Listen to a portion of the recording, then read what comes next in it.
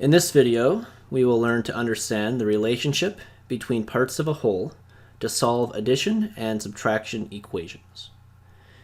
So to begin, we want to understand the relationship of parts and a whole. Alright, so when we talk about this, we're going to use a triangle to kind of help visualize this process.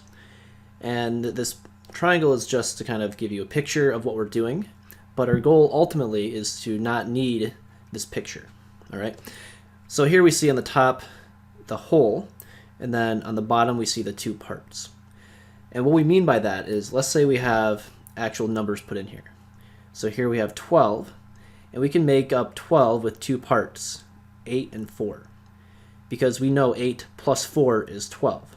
So 12 is the whole, and 8 and 4 are parts of 12, because they add up to be 12. So one way we can express this setup here is we can take the two parts, 8 and 4, and add them together to get it to equal 12. We could also change the order of addition. We could have 4 plus 8 equals 12. That is the same thing. And we could also take the whole, so the 12, and subtract 8 to equal 4. So that is another relationship between these three numbers. So 12, the whole, minus one part would equal the other part. And we could switch the order of subtraction, where instead we could have 12 minus 4, and that would equal 8, the other part. So our objective here is to be able to figure out different ways to express the relationship between these three numbers. All right, and now this other triangle, we're going to do the same thing, but now we have a letter put in here. This letter is representing an unknown number. So if we wanted to, we could express this relationship the same way as we did over here, where we could add up the two parts, the 7 and the n. You add up 7 plus n, and that would equal 15, the whole. So that's one way to express this relationship. You could switch the order of the addition, so we could instead have n plus 7 equals 15.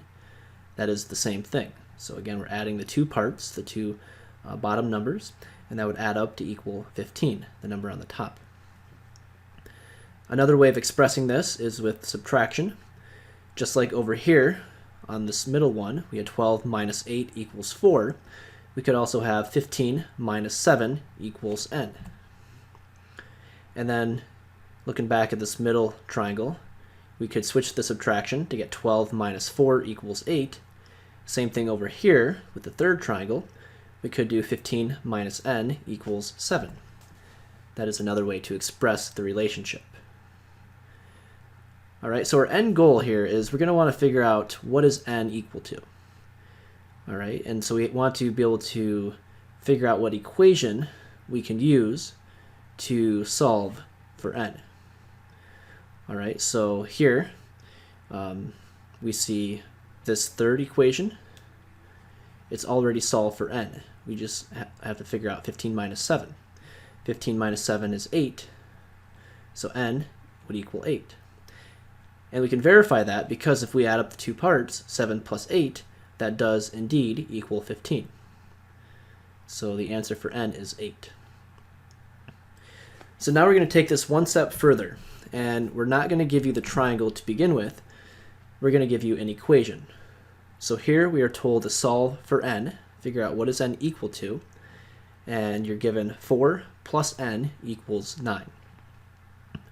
So the question really is asking 4 plus what equals 9. This is some unknown number.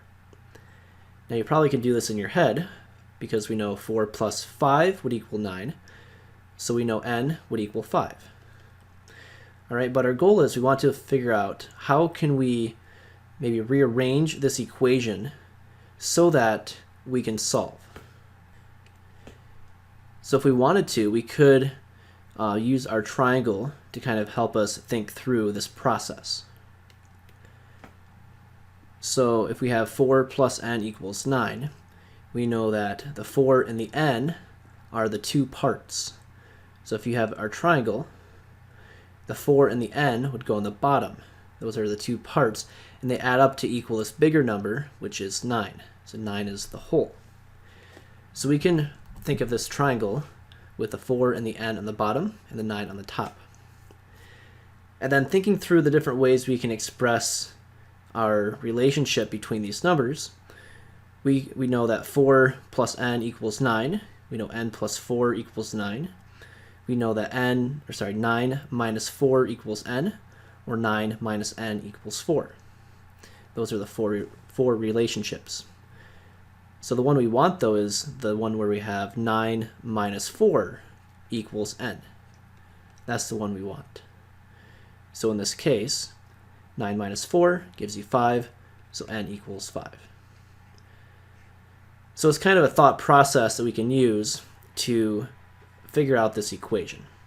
And again, if you don't need the triangle, okay, our goal is to not need the triangle to solve, but it's here as a way to remind you of the process if you need it. All right, here's another example. We're going to show you 4 total. So one example of each type of equation. And here we have n plus 8 equals 17. So the question is, how can we rearrange this so that we have n equals something over here? Kind of like we did on the first example, right? We wanted to get n equals 9 minus 4. How can we rewrite this to have n equals something? Okay, because that's our goal, figure out what is n equal to. All right, so you could do this in your head, possibly. So what plus 8 equals 17? We know that's going to be 9, right? 9 plus 8 is 17. But how can we get to that? Well, we could rearrange this and write our equation as n equals, and it would be 17 minus 8. That's how we got the 9. All right, well, if you need the triangle, we could use that as well. If you don't need it, that's fine. You can just write it like this and get your answer. But if you use the triangle, okay, we're going to have to set it up like this. And n and 8 are being added to equal this bigger whole number. So 17 is the whole, is the bigger number. N and 8 would be down here in the bottom. All right, those are the parts. So this is your triangle. And so the relationships that we know is we know n plus 8 equals 17. 8 plus n equals 17. We also know 17 minus n equals 8, or 17 minus 8 equals n. All right, so the one we want is this one, where we have 17 minus 8 equals n, because this is the one that has n by itself, which is our goal. We want to figure out what is n equal to. So 17 minus 8 equals 9, and again, that verifies that we did have the correct answer. So the answer is 9, and we can double check because if you plug a 9 here in for n, if you put it right here, 9 plus 8 does equal 17. We can verify that up here as well. 9 plus 8 is 17. So in my opinion, these addition ones are going to be more simple for you possibly. The subtraction ones are where you might get a little tripped up. All right, so let's try this one. We have now 12 minus n equals 5.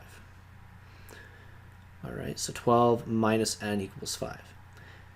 So how can we rewrite this so that we have n equals something? All right, because we want to figure out what is n equal to. And again, you could maybe do this in your head, but our goal is to learn how to rearrange the equation so that we have n by itself. Okay, so here we have 12 minus something equals 5. What is this unknown number? Well, we know it's going to be 7, right? 12 minus 7 is 5. So that is our answer, but our objective is not just to get the answer, but also to rearrange the equation. So if you want, you could create your triangle. So with the triangle, okay, we need to figure out what are the parts.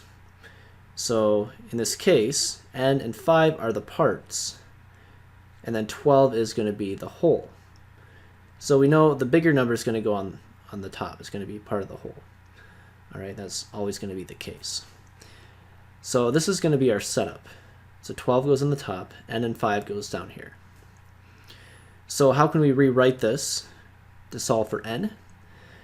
Well, different ways. We could have n So I'll write this out. N plus 5 equals 12. We know 5 plus n equals 12. So the two parts add up to equal 12. We already said 12 minus n equals 5. We could also do 12 minus 5 equals n. That's the other way of writing. And this is the one we want, because this one here has n by itself. That's what we want. So n equals 12 minus 5. We can solve that. 12 minus 5 is 7. So we can use that equation right there to find n equals 7. So if you're solving this on your own, you can use a triangle if you want, but you should be writing 12 minus 5 equals n. That's your second step. And then we can solve that, and our last step is n equals 7. All right, so that would be the steps you'd want to show. Here is one more example where we have n minus 1 equals 6. And our objective, again, is to figure out what is n equal to. So what minus 1 equals 6? Well, we know that to be 7, because 7 minus 1 equals 6. So 7 is the correct answer, but we also want to know how can we rearrange this equation so that we have n by itself. All right, so here we can use our triangle if we want, where with the triangle we have n is going to be the biggest number. All right, because some number minus 1 equals 6. This n is going to be the largest number. It's going to be the whole part. So that goes on the top of the triangle. And then the 1 and the 6 are the parts. Those go down on the bottom. All right, so we have n minus 1 equals 6. But we could rearrange this into a different equation. And the equation we want is one that has n equaling something. So n is by itself. Well, the equation we want to use would be the one where you add up these parts to get 1 plus 6. So n equals 1 plus 6 is the equation we want to use. So 1 plus 6 or 6 plus 1, either is fine, because with either of those, n is by itself.